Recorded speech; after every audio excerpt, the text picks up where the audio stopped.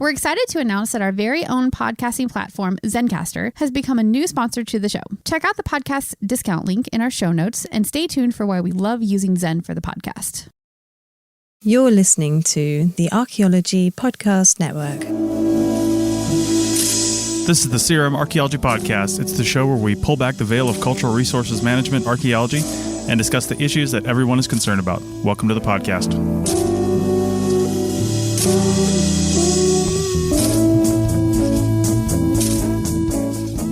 Hello and welcome to the CRM Archaeology Podcast, episode 208 for February 10th, 2021. It's our 8-year anniversary. I'm your host, Chris Webster. On today's show, we address some questions from last week's episode and talk about how to do conferences the right way. So fire up that Zoom account and make sure it's updated because the CRM Archaeology Podcast starts right now.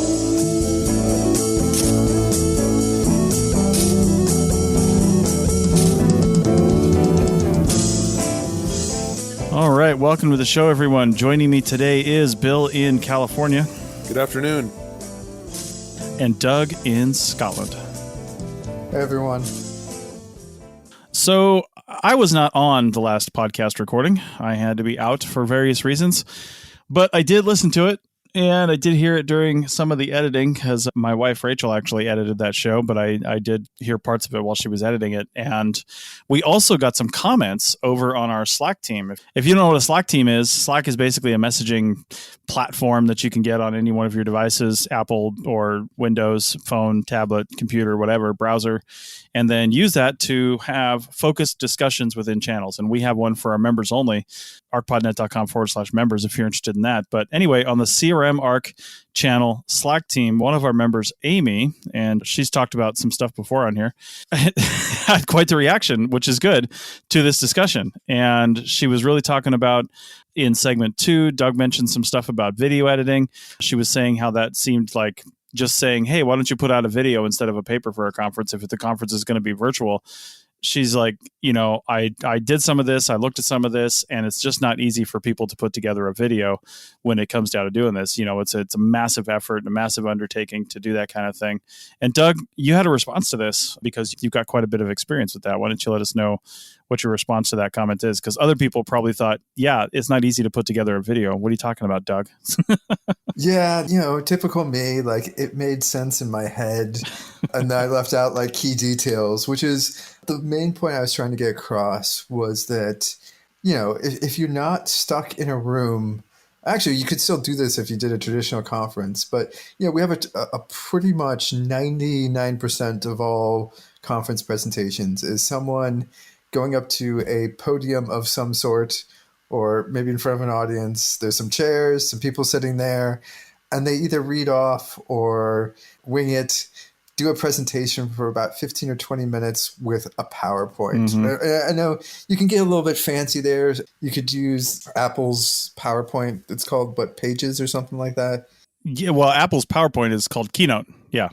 Keynote, yeah. So, all right, so maybe you have PowerPoint, maybe you have Keynote, maybe you have an open office document version of that. And what's the one that zooms in and out? Prezi. If someone's feeling a bit fancy, you might get like a Prezi presentation, but that's pretty much it in terms of like what happens at conference presentations. I mean, I've recorded 5,000 some presentations in the last not even decade.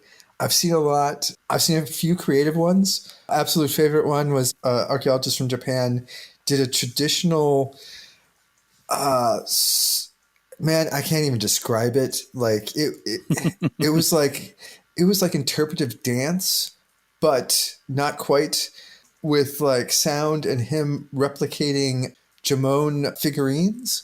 I mean, you just had to see it. It was amazing. But that one aside, and occasionally some sort of interactive workshops, like we basically do 99.999% of all presentations are pretty boring.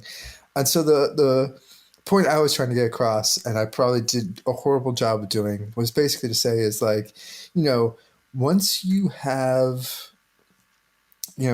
unshackled yourself from having to be in a physical room with a PowerPoint and a presentation, and you have a time limit of like 15 minutes or 20 or 25, it doesn't really matter how much time you have. It's set. Like, we could get really interesting stuff. And that was sort of the point, was I would really hope if we do start doing more digital conferences, we'd get a lot more creative. So like the conferences that like Lorna does on Twitter, where I think it's 15 tweets, and that's like your entire paper. I mean, that's pretty cool. That's a really interesting one. Just to add that, like, I've seen, it's a Japanese, I think, Pashkushu, I forget what it is, but like sometimes there's presentations where you do like 3-minute presentations and stuff like that. I've seen a couple of those sessions, but like, very rarely. And so my whole point was, if you're doing digital, and like a lot of people are now pre-recording their presentations, and you have to do a presentation for like 20 minutes. 22 minutes is like the average of a half-hour episode of like on TV. Yeah. Imagine if you just like pushed it a little bit. And also, to be honest, if you have digital, and we've done this with conferences I've been working on with that was digital, was like, yeah, we told people to try to stay under like, 15, 20 minutes. But if they went over or under, it didn't matter, because we had all pre-recorded it. We could like, play with it a little bit and fit everyone in, and it was all okay. And it was just to get across the point was, if we could do digital, we could be a bit more creative. And of course, like, not everyone can edit video. It just popped into my head because I can edit video. Yeah. That I was like, oh yeah, this is something I would have been able to do. I could just make it into a full episode or something like that could go on TV if we wanted to. It'd still probably just end up on YouTube. But, it was an example. And the point I really should be getting across is not that, it could be video, because video, if you don't know how to edit video, and even if you do, you may not be the best at it. I'll raise my hand to that. Right. It's not for everyone, but the idea was mainly, if you've got a digital presentation, like, go full digital. Like, you've unshackled yourself from being stuck to, reading off a paper for 15 minutes in a room with like 10 people. Yeah. You could get really creative. That was my thing, is I really hope that if we start going this route of more digital conference presentations, that we could do some really interesting and fun stuff. So like, example, we did a TAFAC, Tayside and Fife Archaeology Conference. It lined up nicely during the shutdowns to be in between it. But like, one of the presentations was on the discovery of a carved stone ball, which, Google it, big deal in Scotland, mainly only found in Scotland, but they're pretty rare. There's only like a couple hundred of them. We actually went out to the site of where they found it and did a quick film there, and then they did a normal presentation.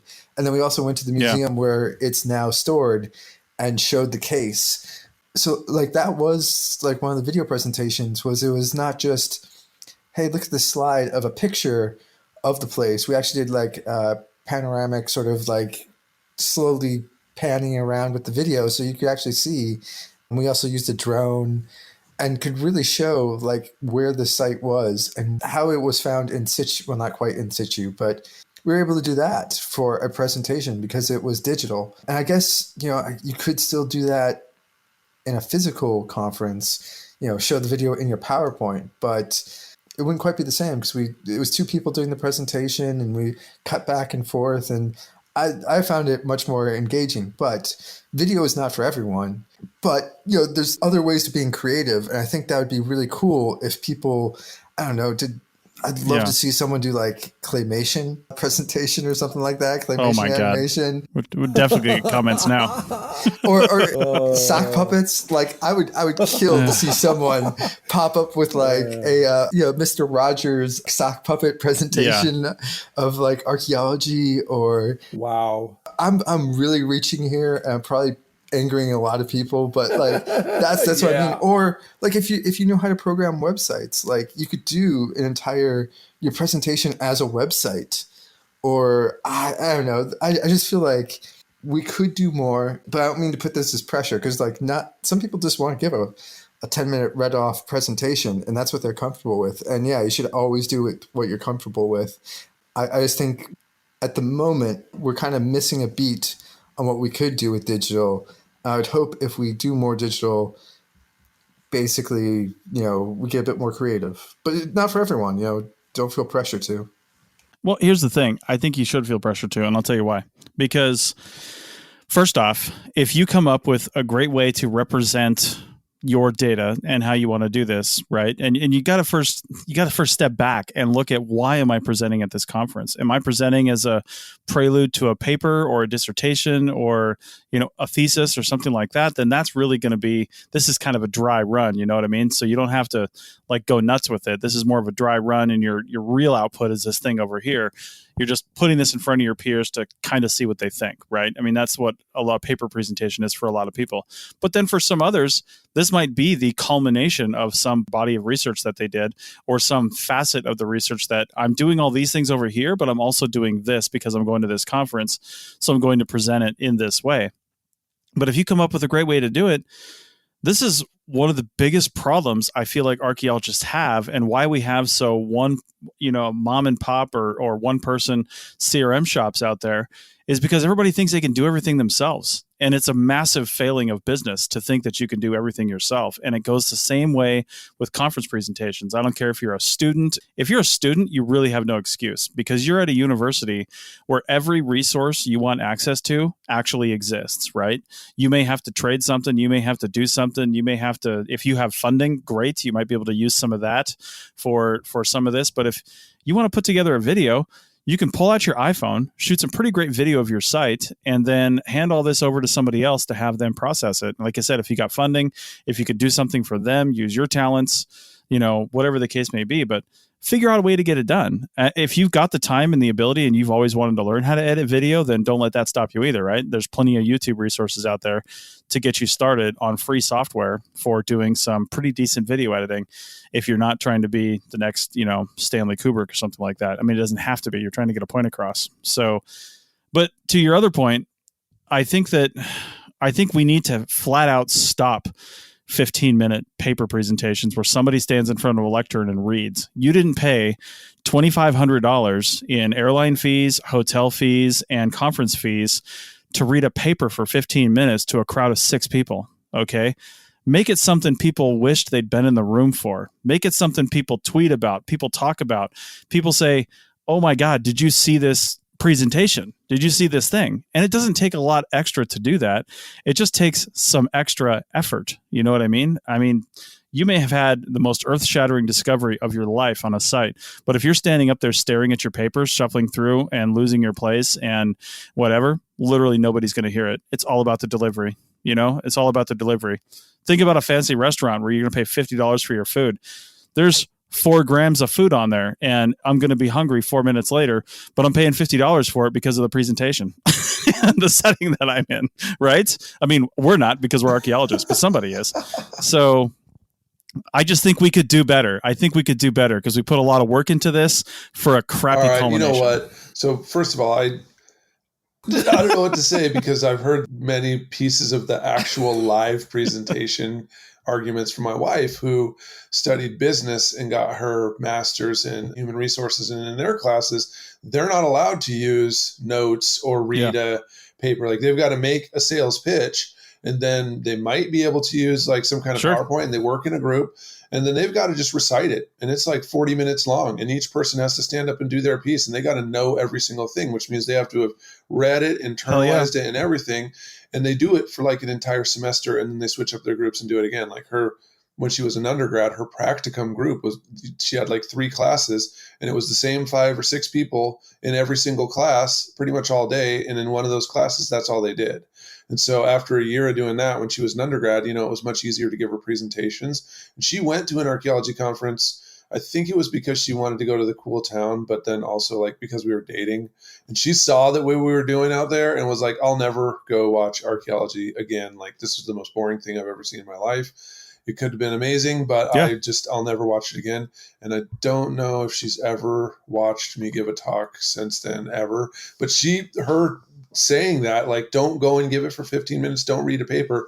I ended up getting to the point where I practice it, 20 times to get it within 15 minutes so I can at least look at my PowerPoints, and I might have some notes maybe in presenter view, but I'm not really allowed to read it out loud anymore, right? I still write the paper because I might write an article or someone might want to know about it or something, but I can't don't read it anymore. And that really did help me quite a bit. And it was really my wife urging me to go that way. So I can say, if you will do that, then that's great. But going back to the thing of like the university having resources, I think it's been a long time since you were at a university, Chris. Like, yes, it may look like there are just many resources, and you may see that there is, film production abilities, and you may see rooms full of, all the top quality things to create a green screen and all the highest tech, and people with PhDs that pretty much invented that software and that system and all that stuff that collaborate with Hollywood. And you may see all of those things, and they do not help students with presentations in classes or at conferences. They don't help you produce it. They're not going to film it. They're not going to edit it. They're not going to help you. And they're going to want to know, like, is this to teach a class at this university? Because that's what all these resources are for. And if you say, no, it's just for my archaeology conference, it's kind of like, okay, way back at the end of that line that you can't even see the end of, past everyone who's like producing videos and stuff for this university, you can go stand in that line at the very furthest end.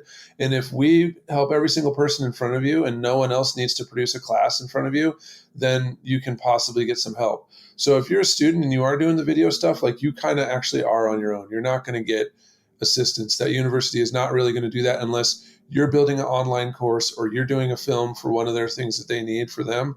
Like, that's what the entire thing is designed for. And so don't think that the university is going to give you a lot of help. Now, that being said, you are at a university that has tons of resources.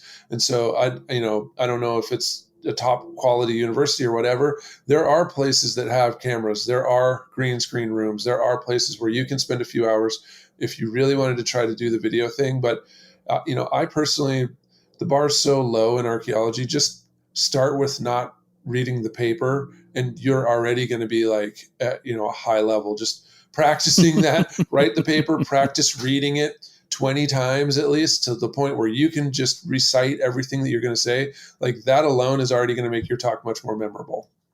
Yeah. So, all right. Well, with that, let's hold Doug's comment until segment 2. We're going to take a break because we're right at the end here. Let's do that and come back. Come on, Chris. I could drag this out for another 10 minutes. Doug, no. I know you can. We're out. You're killing me, Chris. Back in a minute.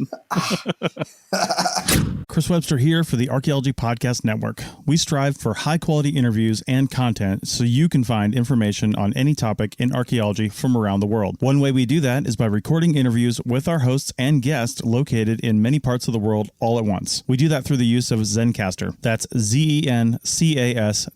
Zencastr allows us to record high-quality audio with no stress on the guest. Just send them a link to click on, and that's it. Zencastr does the rest. They even do automatic transcriptions. Check out the link in the show notes for 30% off your first 3 months, or go to zencastr.com and use the code CRMARC.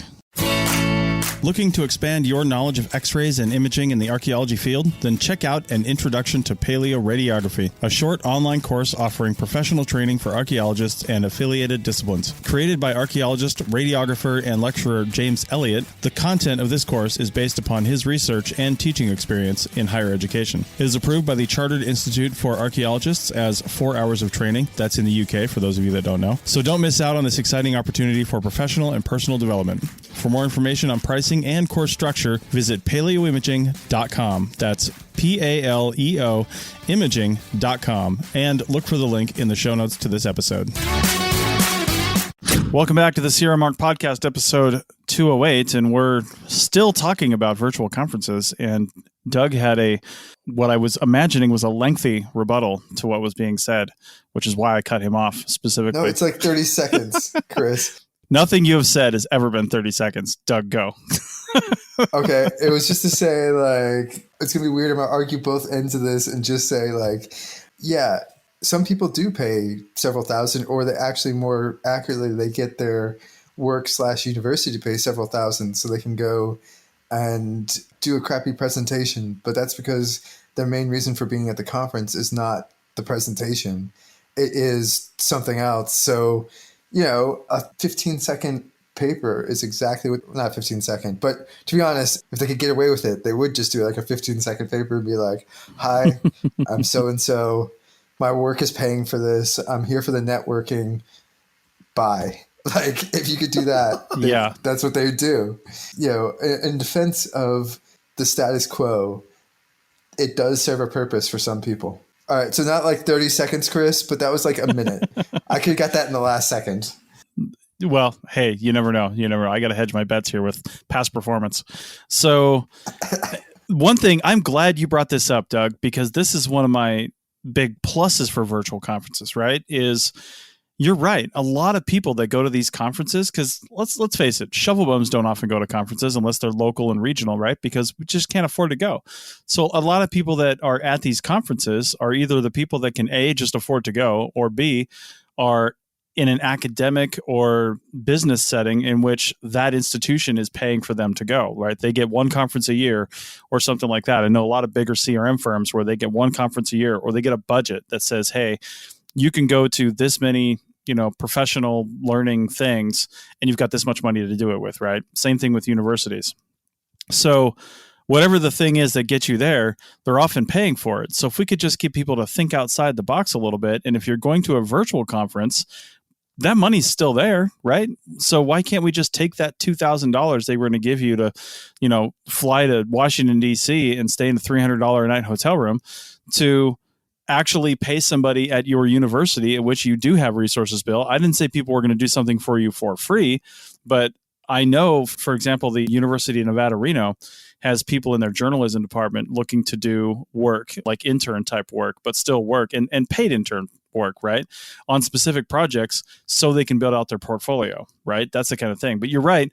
They're not going to sit down and just spend 40 hours editing your crappy iPhone video together for free, right? You're going to have to pay them for that. I mean, you might have to pay them $500-$600, but it'll be a product you'll have after that that's not just a conference presentation. And you can use the money you would have spent to go to the conference. Yeah, I'm just saying, please don't rely on that.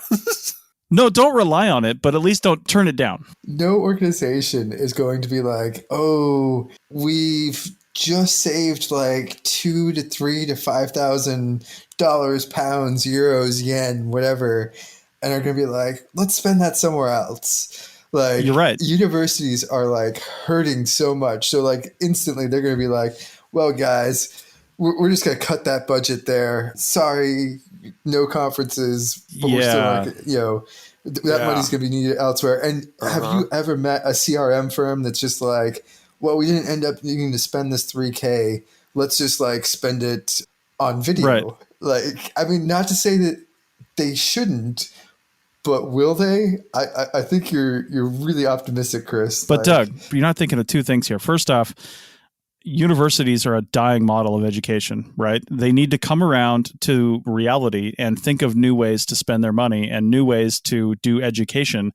And this could be one of those things. Think outside the box. And listen, if I were running a business and I had the choice of sending somebody to a conference to give a 15-minute presentation that was literally going to go nowhere after that, or put together a 15 or 20-minute video about something that we did that could go on the website, go on YouTube, and have long-lasting impacts on lots of different people and be much more usable from a sheer business standpoint, that makes a ton of sense. So universities that aren't looking at stuff like that in this time of no conferences, but the funding is still there for those, then if the funding's not there, that's another conversation. But if the funding was still there because it wasn't spent, you need to think outside the box. A CRM firm, if they budgeted, say, $20,000 a year for their CRM department. And I'm not talking about your small CRM firms. I'm talking about your engineering firms and stuff like that do this kind of thing for all their business lines, right?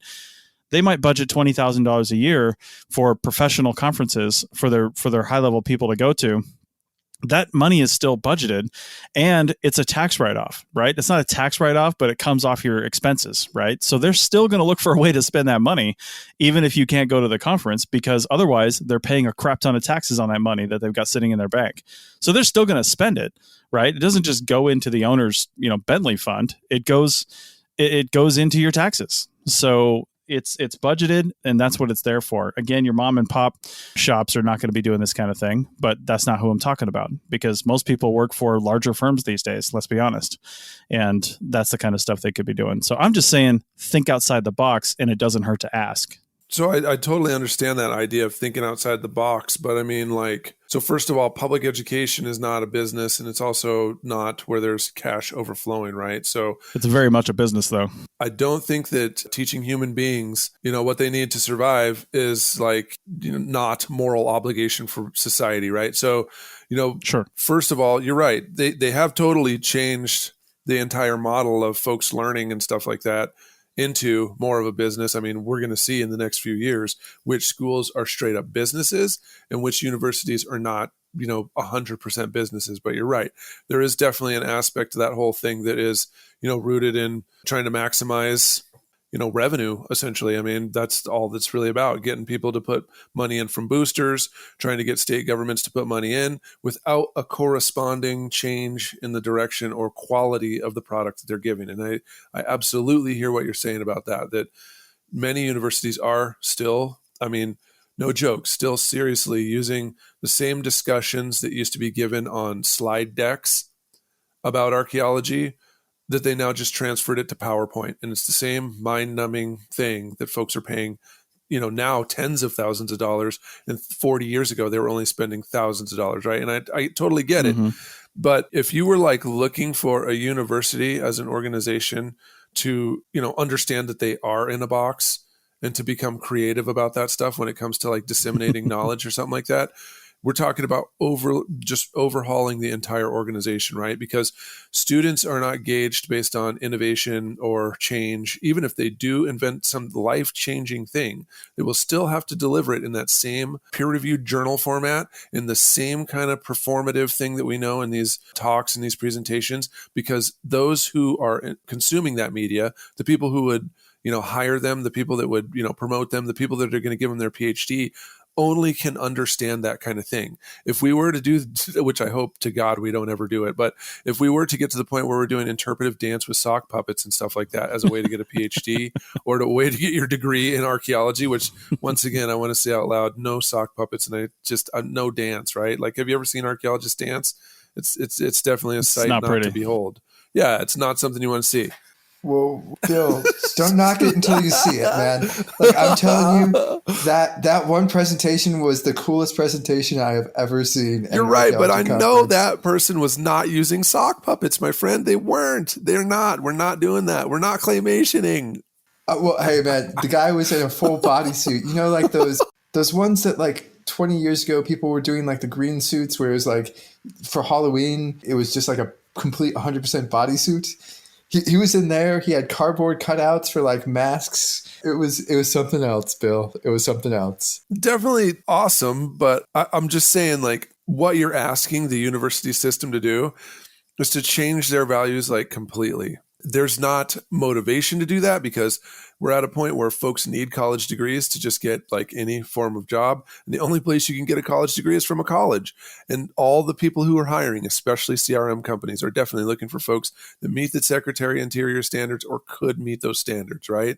So you're looking for someone who has a degree, if not one degree, multiple degrees. And the only place you can get that is the university. There's no real incentive for them to change their evaluation or grading or diploma granting status to be flexible like that, right? So what you're asking is not really actually a possibility in our generation, or I wouldn't even see for the foreseeable future until people start basing hiring individuals on performance, abilities, skills, and what they've actually already done versus degrees. And we're not there yet. Well, we got two people on the call that have something that they can do about that. First off, I mean, I don't do it a lot right now, but I am a business owner and I have hired people in the past. And the only reason I would stick to some sort of degree requirement is really because I'm supposed to, right? I mean, we are hiring on skills and abilities, and sometimes that is the best judge right now in the world that we live in on what someone's base qualifications are, right? So I totally understand that. But Bill, when you say university system, I mean, you can't say that as a third party anymore, right? You are the university system. Yeah, you're right. Yes, you're part of it now. And yeah. Yes. And so as an insider, as someone who is like trying to lift an elephant, right, but still being a human being, I know from the inside exactly what I'm talking about. And trying to it's do hard that to change. stuff. Like you see me on YouTube giving these talks about what's supposed to happen through my classes, through the stuff, right? The students are actually learning it. I'm actually getting this research. still publishing in their journals, still writing all the books and all that stuff, still showing up to faculty meetings, still in the machine, right? But the machine is not, I know personally, it is not designed to think outside of the box. If there was a box, it's like we're in the box, there's a steel box around that, another box around that with no windows. So no one can see what the possibility could be. And that's where I work. So I know that where we're at, we're not at the point where we can just go to this level. I mean, I'm in it. I'm trying to actually change things. I'd also say, like, even if we did get to that level, I mean, something we've talked about the positives, but I mean, this is going to probably sound weird coming from me, because I'm going to go out on a limb, but I'm pretty solid on this. I've recorded more archaeology conference presentations than anyone alive or Probably. dead. I'd agree with that. Yeah. And not every presentation should be put on the web and should be recorded. And I am a huge firm believer that people, like, I get a ton of reasons why people don't want to be recorded. And it makes, like, it's a huge range. Some of it's safety. Like, some people are from minority groups that work in countries where it is illegal to be who they are. And we're not talking like illegal, a little fine slapped on the wrist, something like that. We're talking like death sentences. And so they can't be open about who they are to the world, but they do have an important aspect to talk about this in a controlled setting where only certain people can see it. Mm-hmm. And sorry for being super vague on this, but I'm not going to like out people who've given me reasons why they don't want to do it. Some people like, it can be, public speaking is not fun for a lot of people. There's a ton of reasons, sometimes they make mistakes. People don't want it out there. There's a ton of stuff. And I'm just thinking, like, to a recent conference, like, certain people have now lost their jobs for being on online digital conferences and doing Nazi salutes, which, fair enough. If this is their behavior now, they should have lost it like probably 40 years ago. But I think there is an aspect we do need to consider when saying, like, creative video, put stuff out there, record it, digital, more people can access it. That's great, but sometimes more people is not fun. And like, another area that I get a lot of people requesting not to have their presentations put up is when you're talking about like the far right or Nazism or all that fun stuff of like people taking over heritage for basically neo-fascists / fascists. I guess fascists never went away. I guess there's no neo-fascists. They've always just been fascist. We haven't lost them sort of aspects. Because those people, when those videos go up, they'll get a lot of hate on like Twitter or something like that. Some of them are used to it, but some of them are just like, yeah, guys, I just can't do that again. So, I think there is... Yeah. We should probably talk a bit about the downsides of doing digital conferences and virtual conferences. Obviously, there's a lot of pros, but there's definitely a lot of negatives to it as well. Yep, but unless your conference is completely closed, that kind of stuff's been happening for a decade, right? Like, people have been tweeting out conference presentations they're sitting in. I've even seen people, videoing the thing on their phone and releasing portions of that without the person's consent. I don't even know if that's against the conference regulations, right? Like, depending on the conference, it might be, but people are still doing it because it's a really hard thing to enforce. I'm not saying they should do it, but it's happening. So if you're going to present your ideas in, for lack of a better way to say this, a public forum, which, let's be honest, a conference is a public forum because if you've got the money, you can go, right? There's nothing saying you can't go to the SAAs because you're not an archaeologist. In fact, they even have a special price for spouses of archaeologists and family members of archaeologists to go, right? So if you've got the money, you can go, which means it's a public forum and you're already putting your ideas out there. So the fact that they're just getting out there in a different way, in a more permanent way, is a slightly to the side aspect of that, and not just a, hey, this was private before and now it's public, right? That's just, I think people just need to understand that first. And you're right, there are other, I guess, negatives and downsides when it comes to public speaking and stuff like that. But, that's where our own society fails us too. That we should focus on making people better science communicators when we're putting them through their undergraduate studies and graduate studies, and focusing on that as a real thing. Because if you're not a better science communicator, it doesn't matter what you're doing. If you can't communicate it to the public, you're done. So And I'm going to leave this segment with one more thing, and then we'll stop for segment 3. But I just got a comment, Bill talking about this is a big ship, you can't move it, referring to universities. Conferences are the same way. I just looked at the number of conference coming up for the SAAs. It's the 86th conference. And you know what the difference is between the 86th conference and the first conference? They now have non-binary bathrooms, and they think that's incredibly progressive. It's very progressive. About probably 20 years too late, but it's very progressive. But the fact that it's still basically the same conference as it was 86 years ago with people standing up and giving papers is incredibly sad. And the thought that they think they're progressive and other bigger conferences think they're progressive because they're doing one thing different. They've got lightning talks now. Ooh, crazy lightning talks, shorter paper presentations. Get out of here. Let's go to segment 3. You may have heard my pitch for membership. It's a great idea and really helps out. However, you can also support us by picking up a fun t-shirt, sticker, or something from a large selection of items from our TeePublic store. Head over to arcpodnet.com/shop for a link. That's arcpodnet.com/shop to pick up some fun swag and support the show. All right, welcome back to CRM Mark 208, Rage Against the Conference Machine. Now, I am kind of raging a little bit, but that's because I hate everything that is just status quo. I mean, I do like tradition in some ways, but tradition is just about as bad as nationalism, right? It causes people to do things that are, I don't know, they're doing it for the sake of doing it, and they can't see change when it's right in front of their face. So I'm not raging against any conference in particular. I feel like they're all in the same boat. The AAA sounds like they're doing some interesting things, but I don't really go to the AAA, so can't speak on that.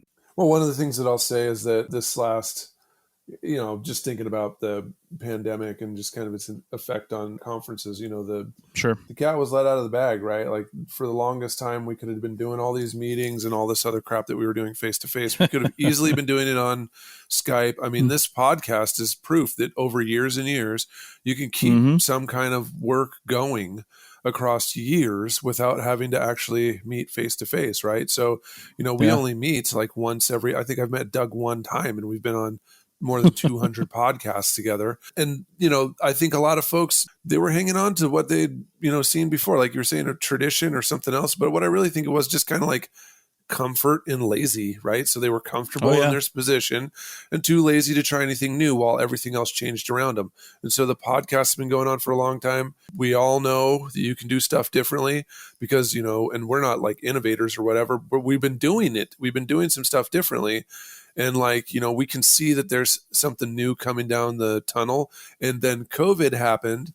And now all of the extra gibberish that used to be going on face to face just kind of started evaporating away, man. It all just started going down till we're left with the only things that really were keeping this whole thing going, right? So now we're being given a chance that we can actually remake it, right? So one of the things that I think, me seeing the SHA, I don't think we're going to be 100% face-to-face anymore. I think there's going to be some kind of virtual thing. And I wouldn't be surprised if organizations and nonprofits that are archaeology research things, they start making more videos and they start doing stuff. And they're not going to be, experts. They're not all going to hire cinematographers. But I really think that some of this stuff is going to start becoming recorded Zoom talks. Like, we've been recording online for years and years. I think that there's going to be more and more of this kind of stuff that's being created. And I don't know if I'm here to say like who should be recording and whatever else, but like a lot of this stuff's going to be going on the internet. That's just what's going on. And while we were talking, I looked at SAA and their page for their upcoming conference, which is going to be in San Francisco. It's kind of like, it's too late for anyone to submit for the 2021. It's going to be happening in April. The submission for papers, it closed in, September. Yeah. So like, as I look at this page, it says something about they investigated going virtual or aspects of a virtual component, but true to SAA form, no one really knows like what actually happened. And I hope that they can possibly send us an email or something like that, because it's not clear if they're going to be going hybrid. So also while we were talking, I texted other folks that are supposed to be going to the SAA and they think that it's going to be virtual. But if you look at this thing that they have on their website, it's not very clear at all, like whether they're going to be virtual or not. They talk about there being hybrid or in person and whatever. And I don't really know what any of that stuff means. Like being in the Bay Area here, these COVID things go up and down. They turn on the faucet, we all get sick, and then they turn it off. So if you were planning on coming to San Francisco, I can tell you this right now, be prepared to sit in your Airbnb for 14 days and then get in your plane and fly back home without going to any conference because they closed down the meeting hall. So like, that's just for real what's going on in California. And I don't think they're going to fix it by April.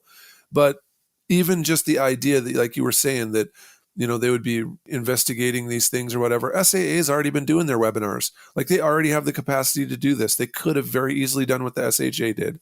And the SHA's evaluations for the last conference, there's a lot of folks who said they would go to a virtual conference. So when the dust settles, there's going to be virtual aspects. And if these organizations don't do it, I can guarantee that students or someone else is going to start their own virtual conference and just take away that kind of viewership and all that presentation, take it away from the SAA. Yeah. Well, I can tell you, I signed up to go to this conference. I'm on a panel, actually, a discussion panel, forum, if you will. And they did send out an email at the beginning of January, I believe it was, saying that basically, I don't know why the website is confusing, because maybe they are having some components or aspects, like maybe there's the official board meeting and stuff like that. They have to meet once a year, and they typically meet at the conference, right? So maybe they're still doing that in person in a low key kind of scale. But from what I understand, everybody else is virtual, because they sent an email that says, hey, now that we've made this decision, they basically said, are you still in? And if you're still in, fill out this form online. And you had to fill out a Word doc or something and send it to your session organizer. And then your session organizer sends it in and says, yeah, my session's still on.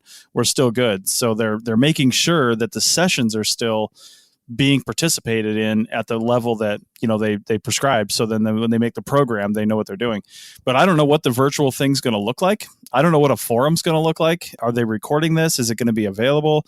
None of that information has been at least released to me. And not only am I a member, paid up, but I'm also paid for the conference, and I'm also presenting at the conference. And I still don't know the answers to these questions.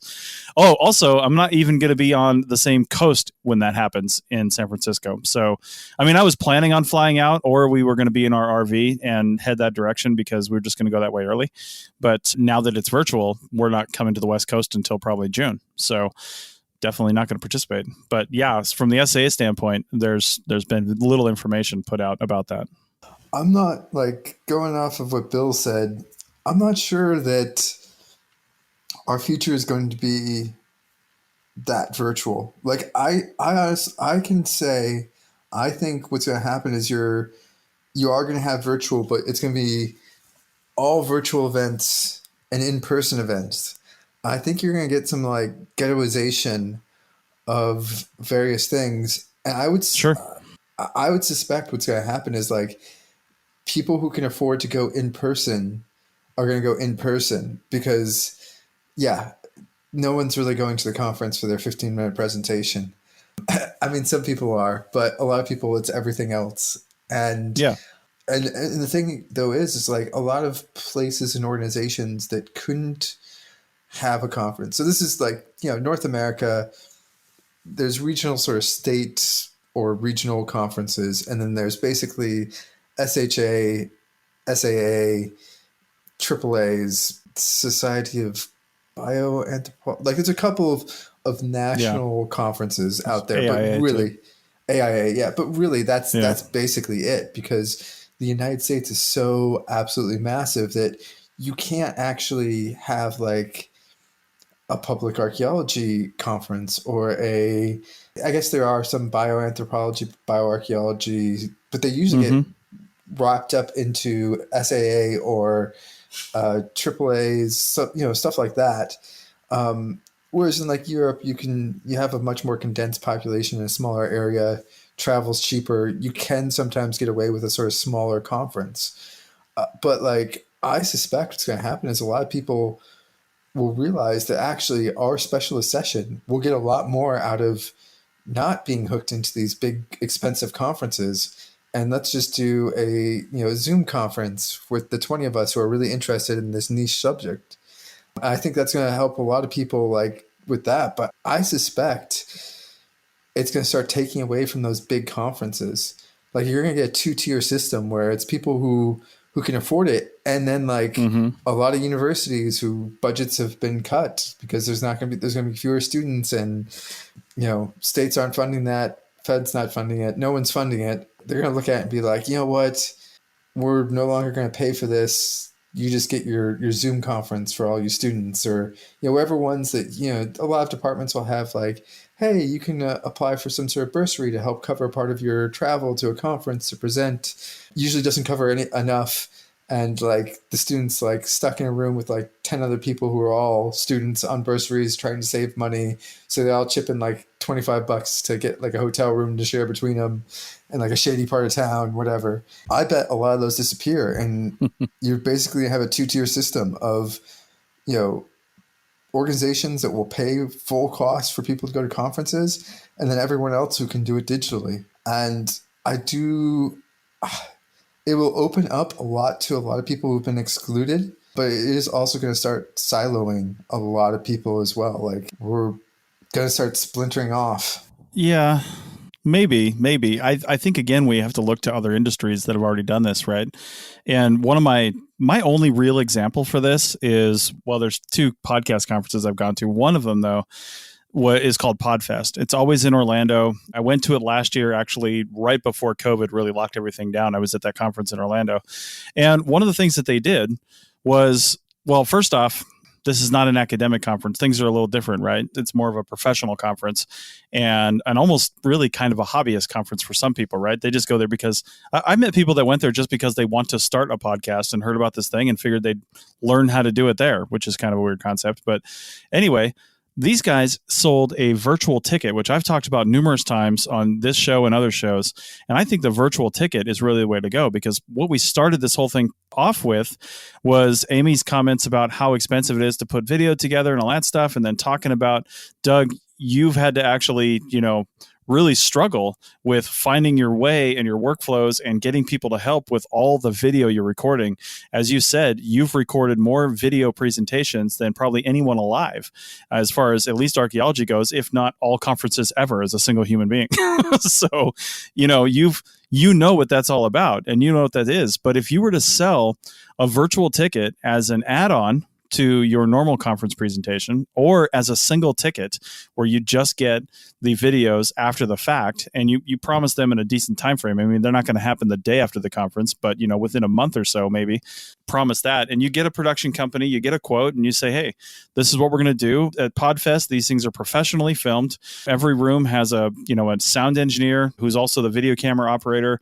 They mic the room, they get everything set up, and it's all ready to go.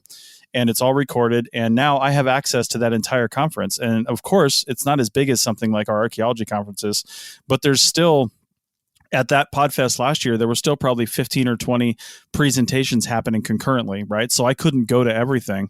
But since I paid an extra, I think, $100 for the virtual ticket, then I got it. And then they did a cool thing at the end of the conference. The last day, they said, hey, buy your ticket for next year, and we'll give you the virtual ticket for free. Right? Stuff like that, just to promote people to go to the conference and go there, because they still need to pay for the venue. So they need a minimum number of people to actually attend the conference to make it, economically viable for them. And then, so they promote that. But I think where archaeology should go is, you're right, nobody goes there to give a 15-minute presentation, right? Some people do because they're students, and that's like they really look forward to that. That's their thing. Then they realize once they've been there that really the reason they were there was networking, but they didn't know that going in. And so we build the conferences around that. Maybe we have some strategic keynote presentations throughout the day from, that are longer by established professionals. They're doing that kind of thing. And then we have workshopping events. People can still get funding to go to professional workshop events that are maybe half a day, all day, couple hours, but you learn something that's really pertinent to what you're doing in these workshop events. And the rest of it is networking, right? The rest of it, you're there to be networking and do all that stuff. And just don't focus on the 15-minute paper. It is such a meaningless thing. And I don't know how many rooms I've been in, how many rooms I've presented in, and everyone listening to this right now who's ever presented at a conference knows exactly what I'm talking about. You've spent all this time on your paper, and there's literally 5 people in the room. And it almost hurts that there's like 50 chairs. There's 5 people in the room.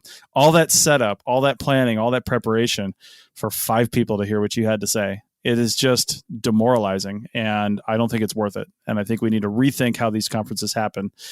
Do all the presentations virtually, except for the keynote stuff. Encourage people to go for different reasons.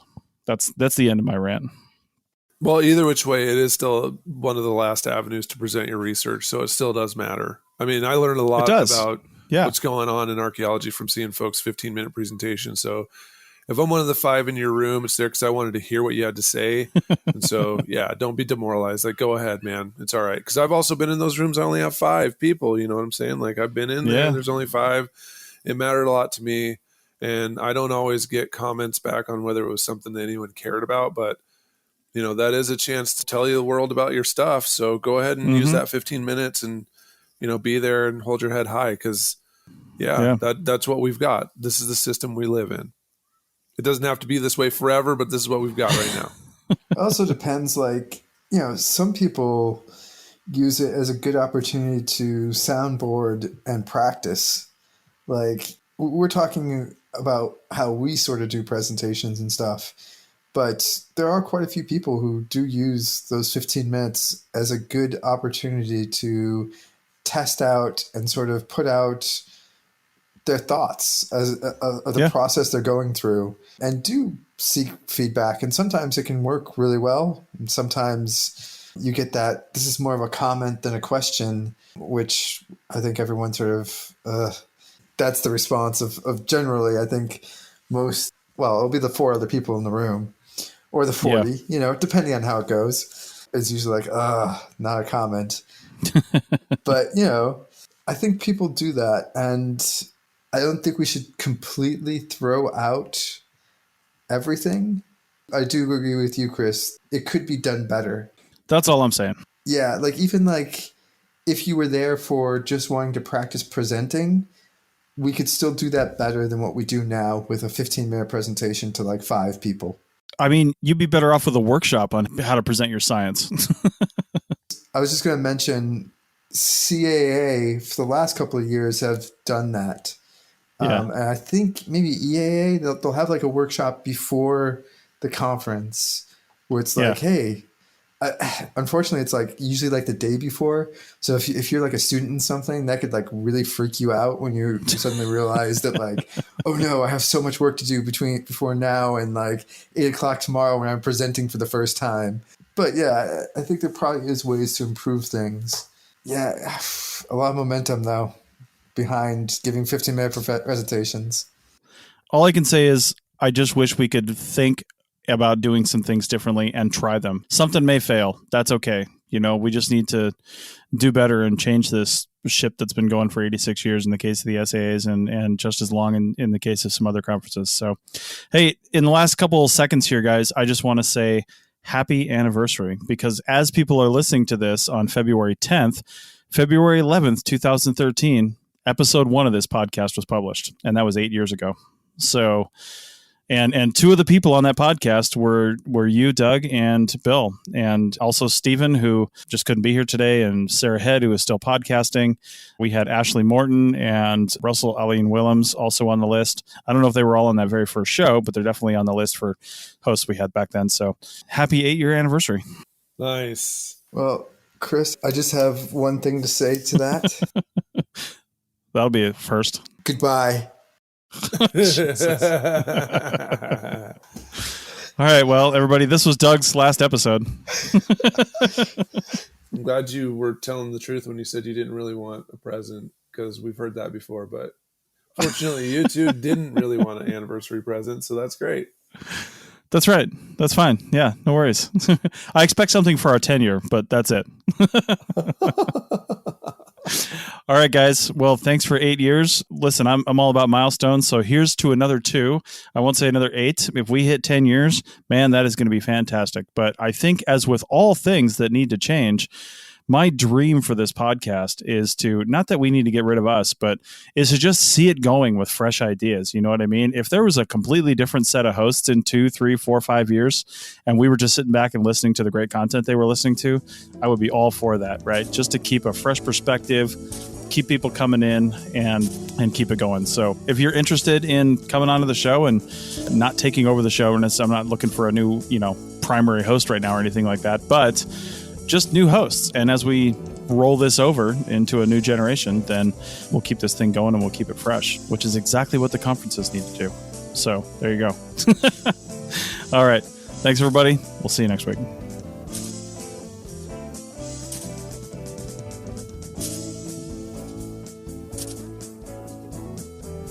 Thanks to everyone for joining me this week. Thanks also to the listeners for tuning in, and we will see you in the field. Goodbye. Oh, and Doug says goodbye. That's it for another episode of the CRM Archaeology Podcast. Links to some of the items mentioned on the show are in the show notes for this podcast, which can be found at www.archpodnet.com/CRMArchPodcast. Please comment and share anywhere you see the show. If you'd like us to answer a question on a future episode, email us. Use the contact form on the website, or just email chris@archaeologypodcastnetwork.com. Support the show and the network at archpodnet.com/members. Get some swag and extra content while you're there. Send us show suggestions and interview suggestions. We want this to be a resource for field technicians everywhere, and we want to know what you want to know about. Thanks to everyone for joining me this week. Thanks also to the listeners for tuning in, and we'll see you in the field. Goodbye.